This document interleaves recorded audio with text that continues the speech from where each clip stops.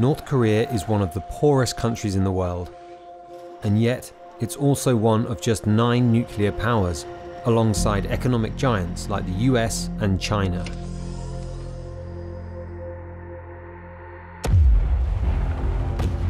These are long-range ballistic missiles from North Korea, capable of striking almost any target in the world. North Korea has long used heated rhetoric against South Korea and the US, but recently it's raised the stakes. North Korean leader Kim Jong Un rang in the new year with a rally hours after making new threats. Earlier, Kim ordered his military leaders to, quote, thoroughly annihilate the US and South Korea if provoked. Given that nuclear weapons are a national priority and the cornerstone of North Korea's national defense, Kim Jong Un continues to see no reason in deviating from this path. One of the things that we've seen over the past year is the relationship between Russia and North Korea really flourish, and so we're going to see that relationship deepen. So how did a country facing crippling sanctions, where the average person earns less than $3 a day, manage to build such an expensive nuclear arsenal that may be capable of striking targets as far away as New York or Washington?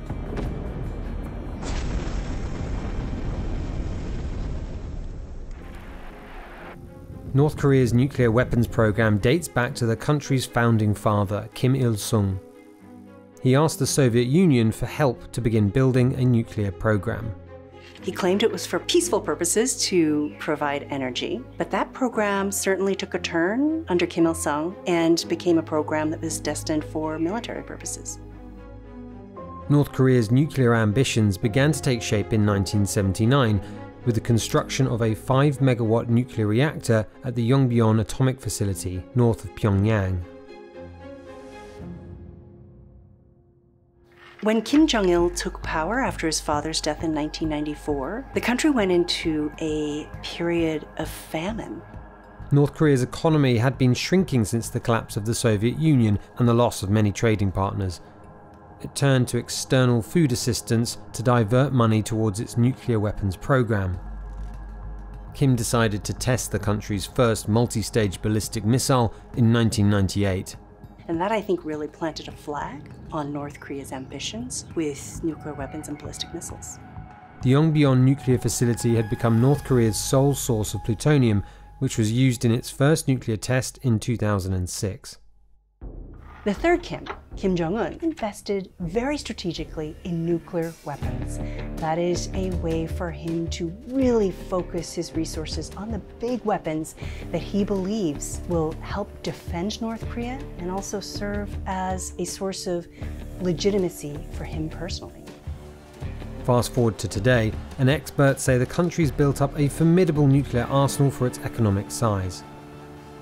Today, the North Koreans can hold the entirety of the US homeland, Australia, and parts of Europe at risk with their nuclear-tipped intercontinental range ballistic missiles. I think the United States and South Korea have to assume that the North Koreans have at least in the range of 50 nuclear warheads that could be used in the context of a war. Here are the key ways North Korea managed to do it.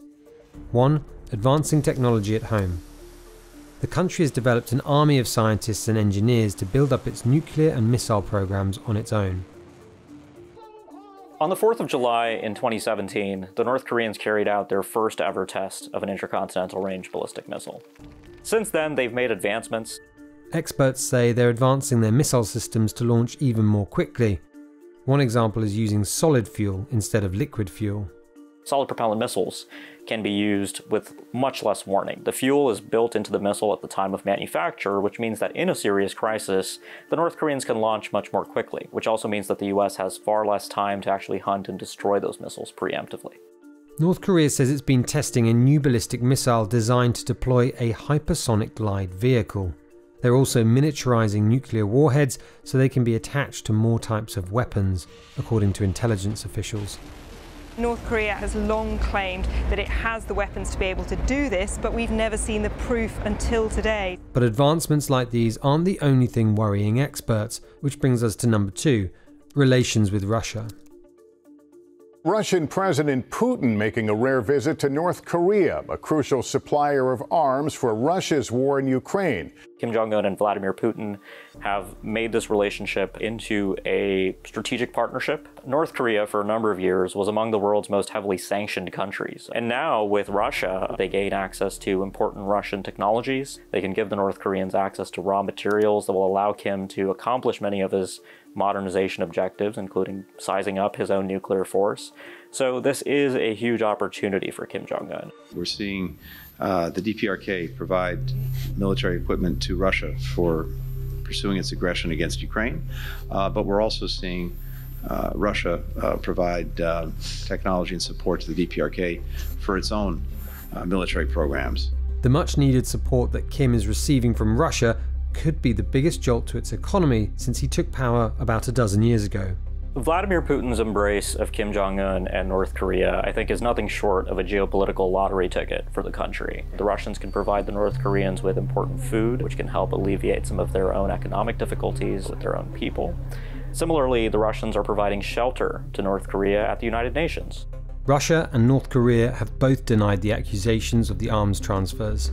While North Korea's support for Russia has been making recent headlines, the authoritarian country has also reportedly been providing military assistance to other countries and organizations. Seoul's Joint Chiefs of Staff says artillery shells found near the Israeli border were likely exported from North Korea. They want to show other rogue nations what they have for sale. And third, North Korea has embraced a policy of Songun, which translates as military first. This justifies massive spending for security while keeping money away from other parts of the economy. While North Korea's military budget is just a fraction of larger countries, it's throwing a lot of money into defense, estimated between $7 and $11 billion a year. That's in an economy estimated at about $25 billion a year, according to South Korea's central bank. North Korea is one of only a handful of countries with nuclear warheads, and it's also one of the most impoverished and reclusive.